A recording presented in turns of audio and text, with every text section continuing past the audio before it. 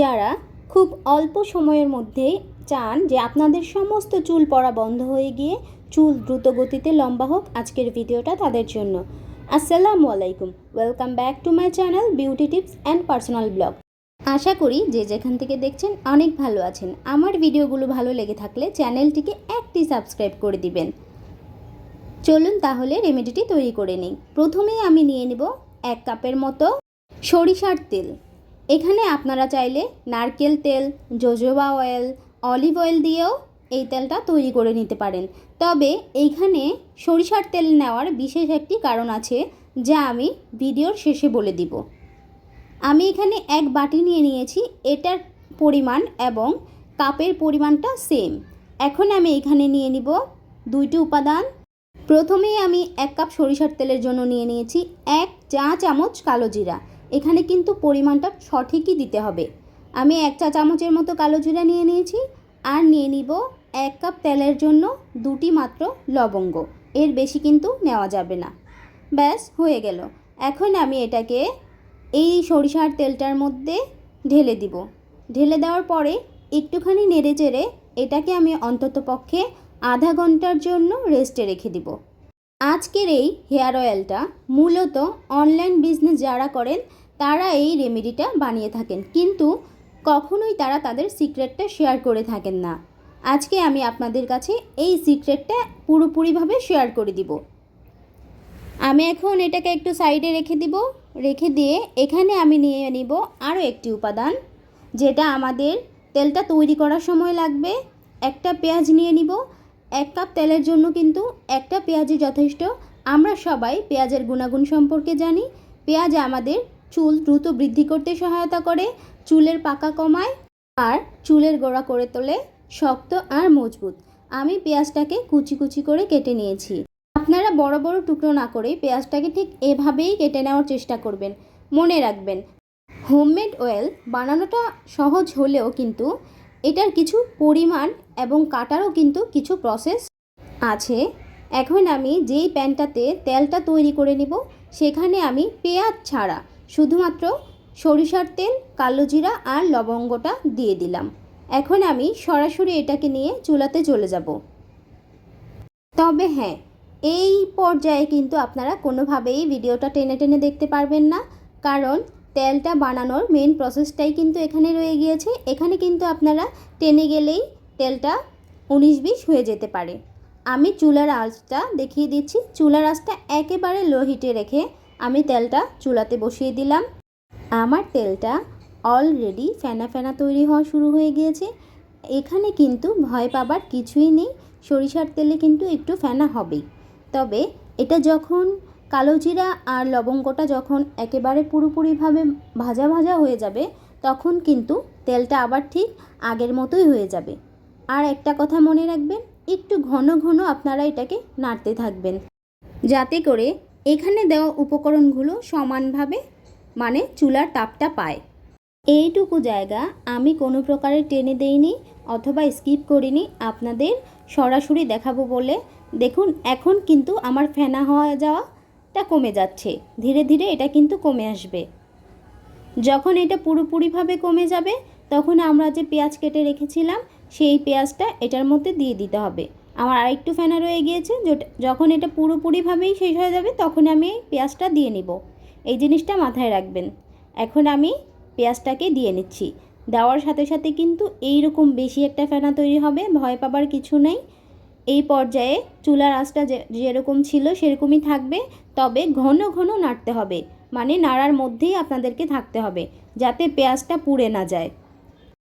আর এই পেঁয়াজটা ততক্ষণই চুলায় রাখতে হবে যতক্ষণ পর্যন্ত পেঁয়াজটা মুচমুচে তৈরি না হচ্ছে। যখন পেঁয়াজটা মুচমুচে তৈরি হয়ে যাবে তখন আমি চুলার আঁচটা বন্ধ করে দিব। আপনারাও ঠিক একই প্রসেসে কাজটা করে নেবেন। এই জিনিসগুলো একটুখানি ভালো করে খেয়াল করতে হবে, নয়তোবা কিন্তু আপনাদের তেলটা পুড়ে যেতে পারে, অথবা তেলের যে পুষ্টি গুণাগুণটি রয়েছে অতিরিক্ত তাপের কারণে অথবা একটুখানি ভুলের কারণে কিন্তু তেলের পুরোপুরি পুষ্টিগুণটাই নষ্ট হয়ে যেতে পারে। তাই আমি আবারও বলছি, এইটুক জায়গা অন্তত টেনে বা স্কিপ না করে পুরোপুরি দেখার চেষ্টা করবেন।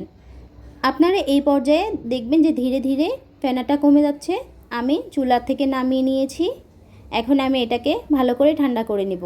আর আমি দেখাচ্ছি পেঁয়াজটা আমি কি পর্যায়ে নামিয়ে নিয়েছিলাম। দেখুন আমার পেঁয়াজটা কিন্তু বাদামি রঙের হয়ে গিয়েছে, অনেকটা পেঁয়াজের বেরেস্তার মতো। আমার তেলটা কিন্তু এখন পুরোপুরি রেডি। এখন আমার এটা প্রসেসিংয়ের পালা, মানে আমি কিভাবে এটাকে সংরক্ষণ করব। আরেকটা কথা বলে দিতে চাই, সেটা হলো এই পেঁয়াজটা যদি আপনারা ফেলতে না চান তাহলে কিন্তু আপনারা আপনাদের ভর্তাতেও ব্যবহার করতে পারেন। ভর্তাটা কিন্তু খুবই টেস্টি হয়। আমি এখন একটা বাটি আর একটা ছাঁকনি নিয়ে নিয়েছি। এখন আমি তৈরি করে রাখা তেলটা আগে ছেঁকে নেব। এই তেলটা কিন্তু বাচ্চা থেকে শুরু করে সব ধরনের সব বয়সের মানুষই ব্যবহার করতে পারবেন। ছেলে মেয়ে, নারী পুরুষ সবাই ব্যবহার করতে পারবেন। আর এই তেলটা ব্যবহারের সঠিক 3টা নিয়ম রয়েছে। আমি কিন্তু এই তেলটার মধ্যে কালো জিরা ব্যবহার করেছি। কালো জিরা কিন্তু আমাদের চুলের গোড়া মজবুত করতে সাহায্য করে, চুল ঘন কালো করে তোলে, চুল পড়া কমায়, সেই সাথে চুল কিন্তু দ্রুত গতিতে লম্বাও হয়। আর এইখানে যে আমি লবঙ্গ ব্যবহার করেছি, লবঙ্গরও কিন্তু ঠিক সেম একই রকমের গুণাগুণ রয়েছে। এটা আমাদের চুল পড়া কমায়, চুলের স্ক্যাল্পে যদি কোনো রকমের ড্যামেজ থাকে সেটি সারিয়ে তুলতে ভীষণভাবে হেল্প করে, চুল কিন্তু দ্রুত গতিতে লম্বা করে। আর হ্যাঁ, যাদের অলরেডি টাক পড়ে গিয়েছে তারাও কিন্তু এই তেলটা ব্যবহারের ফলে টাক মাথায় আমি নিশ্চিত হয়ে বলতে পারি নতুন চুল গজাবে, যদি আপনি সেটা সঠিক নিয়মে ব্যবহার করতে পারেন। এখন এটা স্টোর কিভাবে করবেন? এটা স্টোর আপনি দুভাবে করতে পারেন। প্রথমত, যদি আপনি বাইরে রেখে ব্যবহার করতে চান তাহলে একটি কাচের কৌটায় এটাকে সংরক্ষণ করতে পারেন। আর যদি আপনারা চান যে না আমি ফ্রিজে রেখে ব্যবহার করব, তাহলে প্লাস্টিকের যে কোনো বোতল বা কৌটায় রেখেও কিন্তু আপনারা এই তেলটা ব্যবহার করতে পারেন। এতে কিন্তু কোনো রকমের প্রবলেম নেই। আমি যেহেতু বাইরেই রাখবো তাই আমি এই তেলটা একটা জারে উঠিয়ে নিচ্ছি। এখন আমি বলবো এটা ব্যবহারের আগে কি করতে হবে এবং ব্যবহারের পরে কি করতে হবে। এই তেলটা ব্যবহারের আগে অবশ্যই আপনার চুলকে ভালো করে শ্যাম্পু করে নেবেন। চুলের স্ক্যাল্প যাতে একেবারে পরিষ্কার থাকে, যাতে এই তেলটা মাথায় দেওয়ার সাথে সাথে এই তেলের যত গুণাগুণ রয়েছে তা যাতে চুলের ফলিকলে সরাসরি গিয়ে পৌঁছাতে পারে। তার জন্য অবশ্যই আপনার স্ক্যাল্পটা ভালো করে পরিষ্কার করে নিতে হবে। আপনি আপনার পছন্দ মতো একটা শ্যাম্পু দিয়ে আপনি শ্যাম্পু করে নিতে পারেন। তারপর চুলটা যখন শুকিয়ে যাবে তখন এই তেলটা আপনি প্রথম আপনার চুলটাকে স্টেপ বাই স্টেপ ভাগ করে নেবেন। তারপর আঙুলের ডগা দিয়ে, আঙুলের যে নরম মাংস আছে সেটা দিয়ে আলতো হাতে আপনি আপনার পুরো স্ক্যাল্পে অন্ততপক্ষে 5 থেকে 10 মিনিটের মতো মাসাজ করে নেবেন। যখন মাসাজটা হয়ে যাবে তখন আগা থেকে গোড়া অবধি লাগিয়ে নেবেন। এরপর 1 ঘন্টা মতো আপনারা অপেক্ষা করবেন। আর যদি এটা রাতে লাগান তাহলে ওভারনাইট আপনারা এটা চুলেই রেখে দিবেন এবং সকালে উঠে যে কোনো শ্যাম্পু দিয়ে চুলটাকে ভালো করে ধুয়ে দিবেন। আমি এই তেলটাকে রাতে ব্যবহার করার জন্যই বলবো, কেননা দিনের বেলা একদিনে 2 বার শ্যাম্পু করা এটা কিন্তু চুলের জন্য ক্ষতিকর। এই তেলটা আপনারা সপ্তাহে 2 দিন ব্যবহার করবেন।